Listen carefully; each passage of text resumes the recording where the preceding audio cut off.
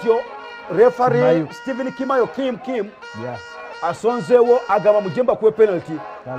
clean sheet te ebategenda kugana sengenywa emala kunywa no emala kunywa in fact goal eyemwe bekomezaawo nnyo sese nnyo gubanga gwa bululi ne bugerere tubwatule bingo tugenda gaba ku sente tulina obudakiika butono nnyo tubenga tufundikira omuzannyo guno *238 *10# teeka mupinira kulengeza penalty wevudde waawo musajja agubrashize oli n'amuyiwako omubiri bw'atyo Kimayo n'agamba wacha amuyiyeeko omubiri ne basongawo mukanya penalty yaba naffe abasese confidence bwetabeere waggulu nnyo kukukuba bino byamalala simanyi njagala kuba yakalango gwankuba jjukira osobola okusinziira n'ogwa osobola okukuba n'agukwata